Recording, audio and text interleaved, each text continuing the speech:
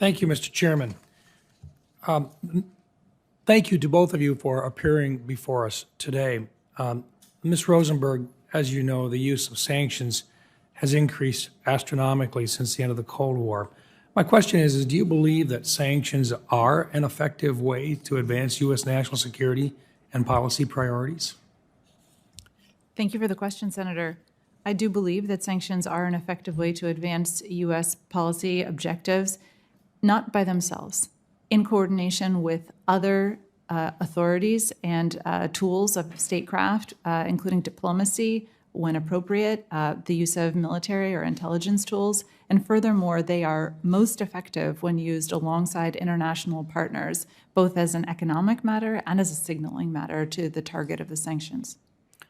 In a globalized economy where Russia can still earn $1 billion a day in oil revenue, even while being heavily sanctioned, how do we make certain that our economic and other non-military tools actually stay effective?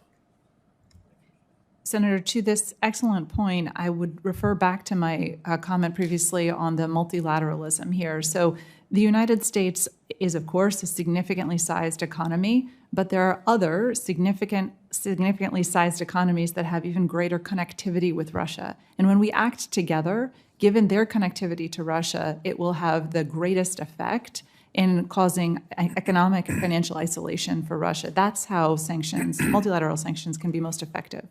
It seems interesting that and even though they've actually reduced the amount that they've produced and been able to deliver, and the fact that they've got supply chain problems as well, with the price going up, there were two messages that I'd heard earlier in your opening statement. The first is that we're successfully actually limiting and seeing their economy actually reduce in terms of its overall value. And yet at the same time, their largest industry, which is the production of petroleum, has substantially increased. Am I missing something between the two? It seems that the sanctions, specifically with regard to their ability to produce and to market oil, doesn't seem to have worked as well as what we had hoped that it would. Is that a fair statement? Senator, these sanctions, this broad international coalition of sanctions and export controls, are having the effect of overall constraining Russia's economy and putting it into pretty difficult and dire conditions. Nevertheless, the particular area that you've noted in energy is actually the last significant remaining Russian opportunity to earn hard currency. To many people, including members of this committee, that's intolerable, that Russia should still continue to earn windfall profits from the sale of this energy, which is why we seek to address it with further policy measures. Thank you. Mr. Adams, it's my understanding that your task force is fully empowered to use the most cutting-edge investigating techniques, including data analytics, cryptocurrency tracing, foreign intelligence sources, and information from financial regulators and private sector partners to identify sanctions evasion and related criminal misconduct. In discussions with other federal offices, I've been told that frequently the private sector actually provides more and better information than other sectors of the federal government.